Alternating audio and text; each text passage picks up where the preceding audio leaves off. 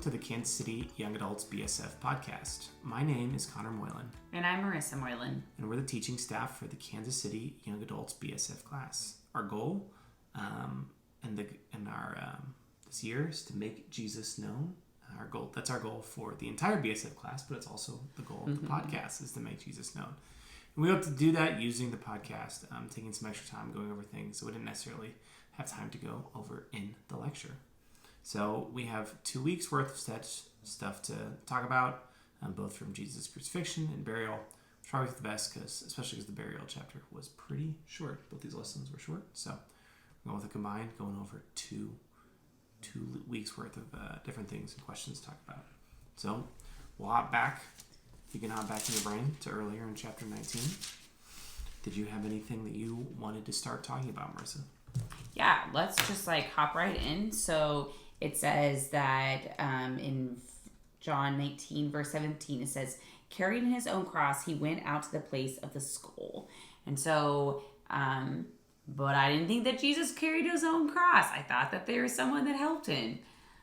Why does John say that Jesus carried his own cross? Do you know? I think this is one of those situations where I assume both happened. I mean, it's a pretty long walk. Jesus carries his own cross, I think, for a while. And I think the other Gospels affirm that. And then we also get the story of Simon of Cyrene picking it up.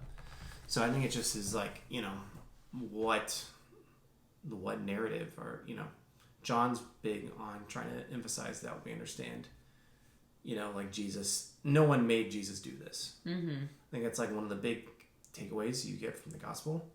And so when John is I don't think he's I don't consider it a lie of omission. It's just when you tell a story, you can't simply include all the details. I think Jesus carried his own cross, and Simon of Cyrene picked it up. And is it true that he didn't carry the whole cross, right? Isn't it in two pieces?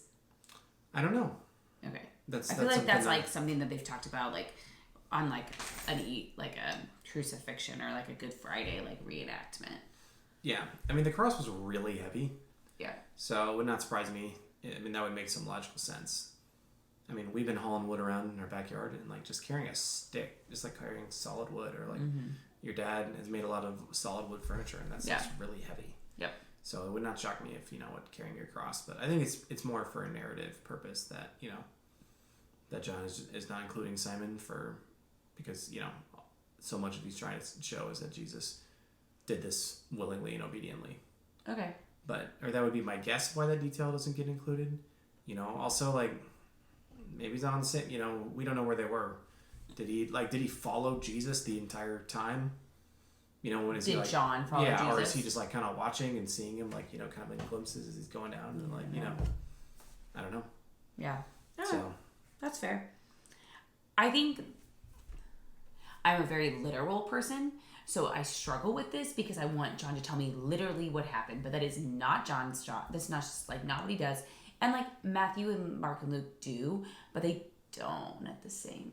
They don't. You don't know everything. We don't. It never says. And Jesus kissed his mom goodnight and said his nightly prayers.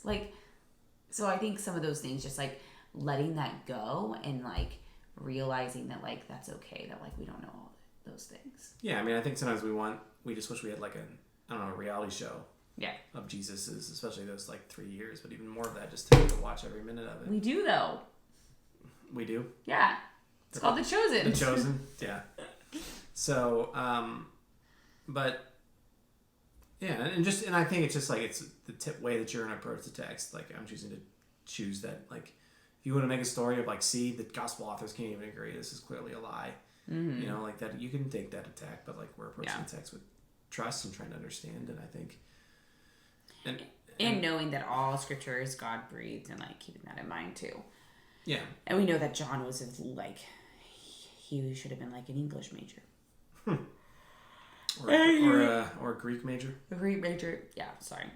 That's probably really wrong. But yeah, that's he had a way with how he was writing things. It was intentional. It was put there. It's the light and the dark. And also just thinking about that Jesus carried his own cross. We know that's the cross, he talks about bearing his cross. So yep. I see the semblance. And so Which leads us to our next question. How often were people crucified? I know it wasn't infrequent, just because, like, if you're Rome, you're a big empire. And this is, like, Rome was the one who did all the crucifixions, and it was very much a political tool. You crucified your political enemies of the Roman Empire. And so, like... So the criminals on both sides were, like, against the Roman Empire. Or they were maybe, like, kind of chosen to prove a point. Got it. You know, but generally it was often used as a political tool. But, like, there was a lot of unrest in that area. So, I mean, they could have had a harder hand in Judea, just, like, trying to make the point of, like, no, we are under control. You know, we're keeping this province under control. I mean, this area is one of the more rebellious in the Roman Empire at the time. So it would not surprise me if crucifixion is, like, used a little more liberally here in this part of the world than it would have been in other. But by Jewish standards, they would never crucify someone. They would stone someone. So for the Jewish leaders to want him to be crucified is a really big deal.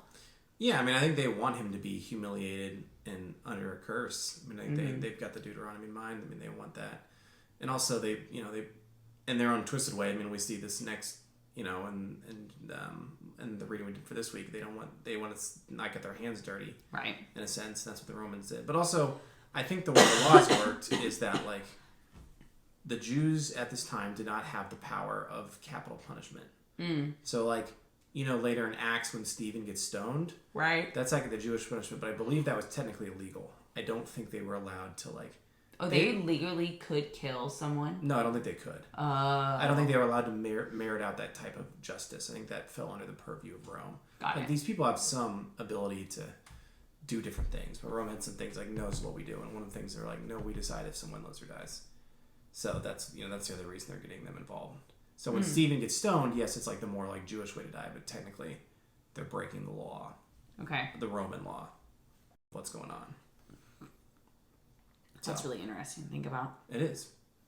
It is. And just, like, who decides, like, capital punishment today? It's, like, our government.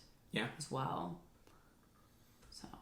Yeah, I mean, one way... And there's, like, things that, like, and, like, yeah, like, people, like, that's, like, something, like, you have to think about and, like, develop, like, opinions. Like, I don't know if you have to, but you can, or it's, encouraged to have opinions on, like, if someone should be killed or not. And, like, what does that look like? But the state, our states or our nation is not going to let a religious institution or institution they do subservient be like, we actually get to decide if this person lives or dies. So it's like, no. It's like the people who like to intellectualize this stuff and who have content that I like to listen to talk about how, like, the state, like the government, the state has, like, the way to be a state is to say we have a monopoly on violence. Like, we are trusting the state to handle violence, and we are, and we are trusting them to take care of it, so our society doesn't, like, break through. So, like, a way to, like,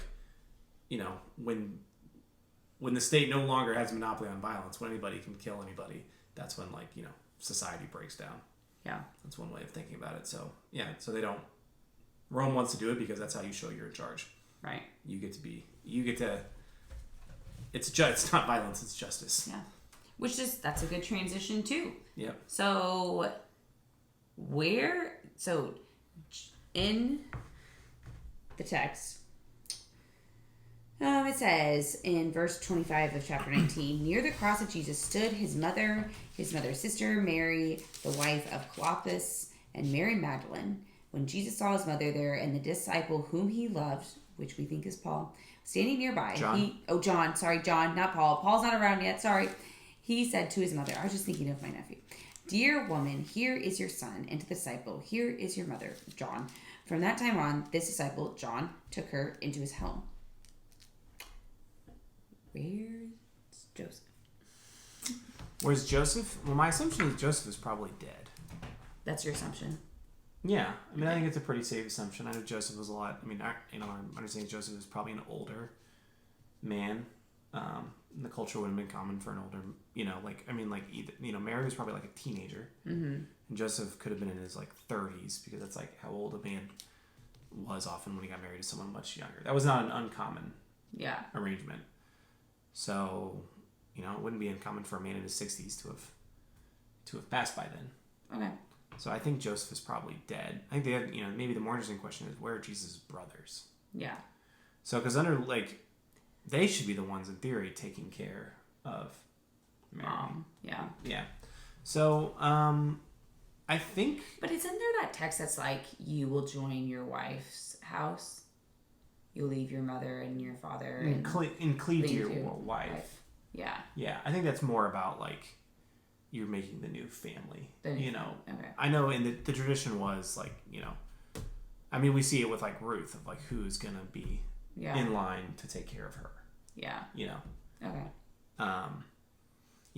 In this moment, why is Jesus charging John with that? Maybe because John's there and he wants his mom to know that she's going to be taken care of. Because, it doesn't seem like...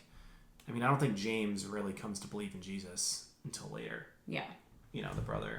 Yeah, and he becomes so integral later on for, the first church. But, maybe, he's not there at the moment. And Jesus wants his mom to know that, say, someone's going to take care of you, or just knew why, I think James dies a martyr's death as well, pretty early on.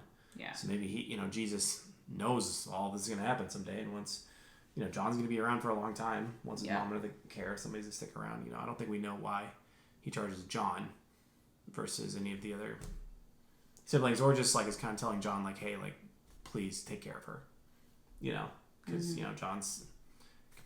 we know John does get scared and runs away, but compared to most of the other disciples, John does stick it out longer. Yeah. So. Yeah. But, I think Joseph is probably passed. He's not really ever mentioned. No, he's not. And he's mentioned when they went to the temple and they're traveling home. Yeah. But, after that. Yeah. I don't really think they mentioned him. No. And she's he's not mentioned when, Jesus is, turns the water into wine. Yep. So, you did say, that's not the answer I thought you were going to give me, because earlier in the week, I don't know if you remember, but I asked you and you're like, maybe they got divorced. Maybe it's a hot topic. Oh. I doubt that. It's possible though. It's really possible. It just was funny. He's probably. It was, because I had asked you out of sincerity of not knowing, and you quipped at me, and I was like, wow, wasn't expecting that to come out of your mouth, so it just... Oh, forgive me. I'm more kind and gracious in front of the audience than in our house, clearly. It's fine. It was just funny. I was like, oh, okay. That's all the questions I had for lesson 25. I do have some questions for lesson 26. Okay. My biggest question, we alluded to it at leaders meeting, let's talk about this blood and water. And there's just when I read this passage that we read for lesson 26, there was just so much nuance to the Romans and the Jews of that culture at that time. Yeah. That I don't feel I quite understand everything that's going on. Okay. I also don't know if I'm quite supposed to know everything. There is a level of we don't live in that day. Yeah. Am I truly supposed to know every single detail? I think that literalness gets me in trouble here. But so what do you feel you didn't understand with the? Well, why is it a big deal that there's water in blood? It said instead. So it's chapter 19, verse 34. They didn't break his legs. That was verse 33. So in 34 it says, instead, one of the soldiers pierced Jesus' side with a spear, bringing a sudden flow of blood and water. The man who saw it has given testimony, and his testimony is true. Well, that doesn't really... It's more verse 34. And we're assuming the man who saw the testimony is John, right? Yes. Okay. Yes. John loves speaking in the third person. So I think I think there's a lot of ways to see this, and the notes sort of go over this. I'd be curious what your study Bible says. My study Bible doesn't really talk about some of the spiritual implications, and it just is the flow of blood and water indicates that Jesus died as a fully human being with a genuine human body. So it's not even getting into, it's more saying hey, this guy stabbed him, mm-hmm. and the blood and the liquid, in his body, pours out.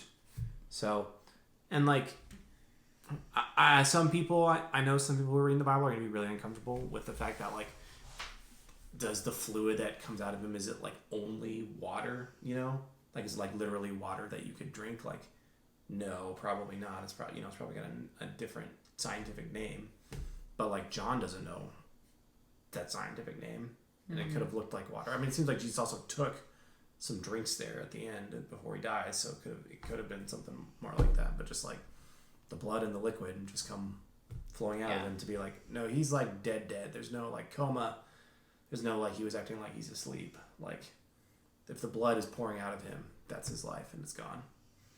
So that's one way of thinking about it, and that's what your study of the Bible talks about. Yeah, it just says that the result of the spear piercing the pericardium, the sac that surrounds the heart, and the heart itself. Okay. Probably to make doubly sure that Jesus was dead, but perhaps simply an act of brutality. Yeah, I think. But it does have you look at.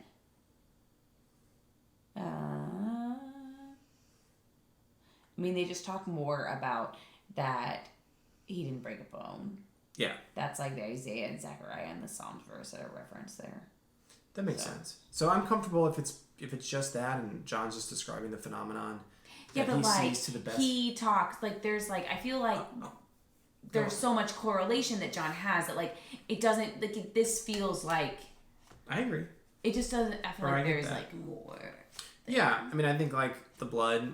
I mean, if you want to think about it, if in this moment, the blood is like the Passover lamb blood. It's like like kind of it's covering. Right. And this is Jesus' blood shed for you and I. It's covering for our sins, And then the water is like the fount of living water. Like, Jesus says he's got this living water. It's like the gift of the Holy Spirit. And like after this is when it comes. Mm-hmm.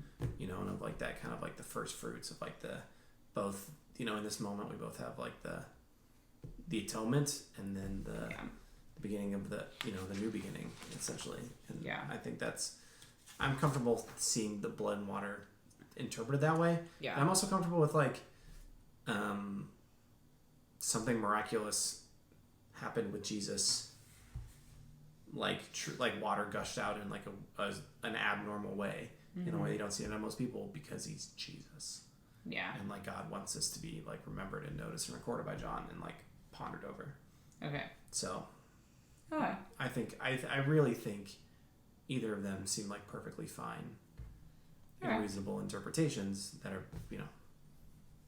take God seriously. But I mean, yes, I mean John is littered with symbolism. Yes. Littered with it. It's all over it. Like, Jesus being, John really wants you to know Jesus was buried in a garden. So you're like, oh, I can go back to Genesis because everything always goes back to Genesis. Right. But, yeah. In a new tomb, like, that's so important. Mm-hmm. So, yeah. Did you have anything you want to talk about from lesson 26? No, I think that was everything. I guess the only other thing was to expand of like, for talking about the laws, there were rules for Joseph and Nicodemus, and they would have actually been able to participate in the Passover they would celebrate Passover a month later. That was a month later. Yes, that was the rule. Just that this is like it wasn't really pertinent to the lecture, but we talked about how they touched the dead body. They are unclean. I think this is a good example of like unclean is not sinful. Mm-hmm. So often when we read Leviticus, we think it's sinful, but then this is a good example. Like this was not a sinful act. This was a good or righteous thing to do. Yeah, but it makes them just kind of like ceremonially unclean is like the language of it. And of like they're supposed to just have some separation and not wander into the temple, which is all about life, the very essence of life itself, having come so close to death, basically. You're supposed to wait 7 days, and then you are ritually clean. And there's part of that we just sort of like not gonna be able to grasp, but like trying to understand on some terms, like what they did was good and right, and it wasn't sinful, but it didn't make them unclean. So you don't participate in Passover when you're unclean, and they would do it a month later. So probably was a pretty quiet Passover for them, or just the two of them. But like, yeah, they would have been had been separated from. I think about like wives Because like it was a big meal that was prepared, and like your family, and like these are and like I'm assuming that they like ran the meal too. Probably. Yeah, especially Nicodemus. Like, could you imagine me missing family Christmas? No, because it's Emmett's birthday. Yeah, family Christmas and Emmett's birthday on the same day, because I went and buried somebody. You know, that would lead to some tension in the household. What do you think? Not saying you even wouldn't like support my decision, but like it would be hard on you, even under the best interpretation of you totally understood and supported why I was making that decision. You know. Yeah. It would have ripple effects on you. Yeah, that's true. You know, so, but just that was, I don't know, I thought that's just like, just so you know, they would be able to do Passover just like a month later. And maybe just have a nice like 2 of them Passover. You know, that's like such like a weird. And then like, do you think they even celebrated the Passover? That if they actually did that year, because Jesus would have risen. Yeah, I think they still would have celebrated Passover. I mean, the Jews, the earliest Christians, I think kept all the Jewish like they still very much thought themselves as Jewish, as like an offshoot, and that's like what they would have known. I mean, I would assume they still kept the Passover and did different things like that, and I mean, because it seems like they're still going to temple on the Sabbath. Yeah, you know, it's not until later that we kind of switch up to Sunday as Christians, but no, I mean, and that's like I don't think they throw out those things don't change. I mean, I think you could make an argument that we should celebrate Passover still too, but it's just complicated with Easter and stuff. But maybe we can make that our tradition of a full Easter weekend. Yeah, I mean, we've talked about that. We need more margin around Holy Week. Yeah, more time to contemplate. Yeah. So okay, well. These were both really short, but they were sweet.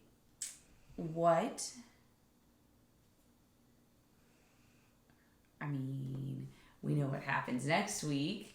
What are you most looking forward to as we finish out John? Is there like a section of like the next couple, like the next sections of like verses that like, is there something you're excited for? Yeah, I love Jesus and Peter on the beach. It's like the last week that we do. Yep, and you're getting to lecture over that, which is what you really wanted to lecture. I do really want to lecture over that. Yeah, might even get emotional. We'll see. I just think that's so good. So, that's I'm looking forward to that all year. We've almost made it. We're almost there. So, what about you? I get to lecture next week over what I really wanted to lecture about. I want to lecture about Mary seeing Jesus in the garden and getting to getting to interact with her, and she's the first one. I think that's like as a child, that's like always been my favorite part of John. So like it's like, and as an adult, and like seeing Mary as like a character, but also like as a person, and like her just like her connection to Jesus, I just like think it's like really powerful. So all right, yeah, so I'm excited to talk about that. So we've got 2 more traditional lectures and lessons coming up, and then we will be done with the Gospel of John. So thank you everybody for sticking with us this year, and thank you in advance for sticking out these next few weeks with us. So, and we just hope that you are able to go and have a wonderful week and make Jesus known in the rest of your life. So from the Kansas Young Adult BSF class, have a good one.